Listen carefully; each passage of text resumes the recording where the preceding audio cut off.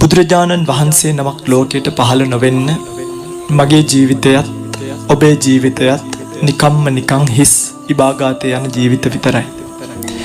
මේ ජීවිත වලට යම් වටිනාකමක් ලැබුණා නම්, මේ ජීවිත වලට යම් අර්ථයක් ලැබුණා නම්, මේ ජීවිතයට යම් පෝෂණයක් ලැබුණා නම්, මේ ජීවිතයට යම් ජීවයක් ලැබුණා නම්, ඒ බුද්ධ කියන වචනය, ධම්ම කියන වචනය, සංඝ කියන වචනය මේ ජීවිතයට එකතු වෙච්ච නිසාමයි. එහෙම නොලැබුණා නම් ඔබෙත් වෙනත් අන්‍ය ආගමිකයෙක් ගත්තත් ඒගොල්ලන්ගේ මේ බුදුදහමේ හරිය ලැබිලා නැති අහිංසකයෙක් ගත්තත් ඔවුන්ගේ මේ අපිට බුරන වැහෙන බලු පැටියාගේ කිසිම වෙනසක් නැති තරම්. පින්වත්නි, මේකෙන් මිදලා යන්න පොඩි උත්සාහයක් ගන්න ඕනි. මහ ලොකු එකක් නෑ. නිවන කියන තැන පොඩි, නමුත් පසු නොබසින උත්සාහයක් ගන්න. නිවීම කියන එක එතරම් දුර එකක් නෙමෙයි. ඔබට සාක්ෂාත් කරගන්න පුළුවන්, ඔබට අවබෝධ කරගන්න පුළුවන් ස්වභාවයක්මයි නිවන. හැබැයි ඔහොම ඉඳලා නම් නිවන් නෙමෙයි, පත්තු කරන්වත් යන්න ඔබට ලැබෙන්නේ. නිවන් දකින්නවා කියන එක පින්වද ඔය ලෝකයේත් එක්ක මුලා වෙලා ටීවී බල නාට්‍ය බල සින්දු අහා යන්න පුළුවන් එකක් නෙමෙයි. ඔබ විසින් මේකට උත්සාහ කළ යුතුයි. ඔබ විසින් මේකට වීරිය කළ යුතුයි. නිදාගෙන කාලා බීලා උට්ටහත නිසීදෙත නැගිටින්න ඉඳගන්න. කෝවත්තෝ සුපිතේනව මහණෙනි, නිදා ගැනීමෙන් උඹලට කවර අර්ථයක්ද? මේ ඇත්ත කල්පනා කරපල්ලා. නිදාගෙන කාලා බීලා මේ රෙස්ට් එකේ විනෝදෙන් යන්න පුළුවන් එකක් නෙමෙයි නිවන. උත්සාහ කරන්න පින්වත්නි. මේ තමයි ලැබිච්ච අවසාන අවස්ථාව. ඔබ මේ අවස්ථාව අතහැර ගත්තොත් මතක තියාගන්න, ඔබට ආත්මවල ඉංජිනේර්ස්ලා වෙයි, ડોක්ටර්ස්ලා වෙයි, ජනාධිපතිවරු වෙයි, අගමැතිවරු වෙයි.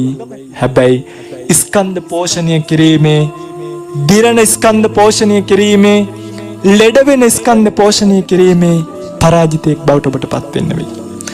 පින්වත්නි, ඔය හැමෝම නිවන් දකින්න ඕනේ. ඔබ දැන් තීරණයකට එන්න.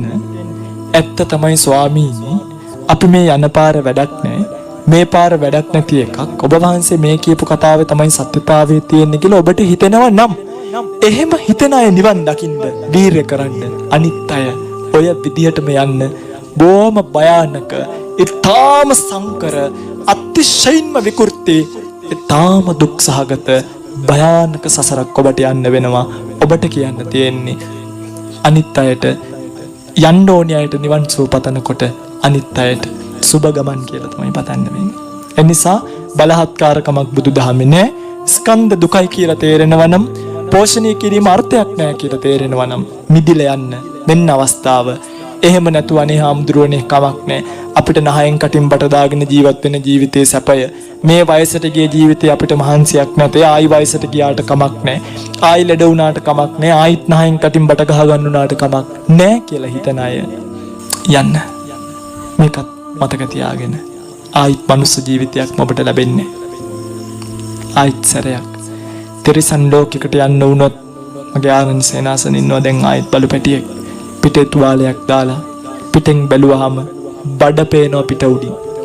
පණුව කුට්ටි පිටෙන් එළියට එන්නේ. පින්වත්නි, රෑ 30 කෙන්දිරි ගාන කෙන්දිරි ගෑම තාමත් කන් වල රැව් දෙනවා. එයාගේ අනාගතේ මන් දන්නවා. තවත් ටික දවසකින් කටින් ලේයි සෙමයි කෙලයි ඔක්කොම දාලා කොයි හරි කුණු වෙලා යයි. කරන්න දෙයක් නැහැ. තිරිසන් ජීවිතේ හැටි. යන්න අර පුල්මුඩේ පැත්තට හරක් මරනවා පින්වත්නි, අත් දෙකයි කකුල් දෙකයි ගෙට ගහලා පළවෙනි කුළු ගෙඩි පාර ඔලුවට ගහනවා. බිමට ඇදගෙන වැටුණාට පස්සේ දෙපැත්තෙන් කියතක් අරගෙන දෙන්නෙක් දෙපැත්තෙන් කපලා තමයි ඒ හරකව මරන්නේ. ඔබ නිකන් හිතන්න, කියත් පටියක් කරන් මේ සුලංගිල්ල කියන චූටි තැන කැපුවොත් අපිට කොච්චර රිදෙයිද? අර ලොකු බෙල්ල, ලොකු කියතකින් දෙන්නෙක් කපනකොට සමහරු කිනිස්සෙන් හරකගේ බෙල්ල කපලා ලේ ටික ඔක්කොම ගිහිල්ලා හරක මැරිලා වැටෙනකන් බලන් ඉඳලා මස් කපනවා. ඌර මරනකොට පොළු වරගෙන ඉද්දින් මෙන්නකන් ගහලා, කකුල් අතපය ඉද්දින් මෙන්නකන් ගහලා ගුටි කාලා මැරෙනකන් තිරසන් ජීවිත ගත කරන්න වෙයි. පාර මැද්දේ යනකොට සමහර බල්ලු බලල්ලු මොනරු හැප්පිලා ඉන්නවා, කෑලි අඹරිලා ගිහින් ඇස් කංගා කං කටවල් ගා මෙහෙම ජීවිතයක් ඔබට ලැබෙයි. මේ භයානක සසරට වැටෙන්නද ඔබ මේ යන්නේ? සංසාර ජීවිතේ දුක් විඳින්න වෙයි. පුත්තා මත්ති ධන පුත්තු නෑ එදාට දරුවෝ නෑ එදාට මේ ඔක්කොම අපි තනියෙන් යන සසර ගමනක්. තනියෙන් දුක් සැප විඳින්න තියෙන සසර ගමනක්. කම්මස්ස කෝම්හි කම්ම දායාදෝ කර්මය විතරයි ඥාතිය කම්ම යෝනි කම්ම බන්දු කම්ම පටිසරණෝ. කර්මය විතරයි කිසිම කෙනෙක් නෑ මගේ පින්වත්නි.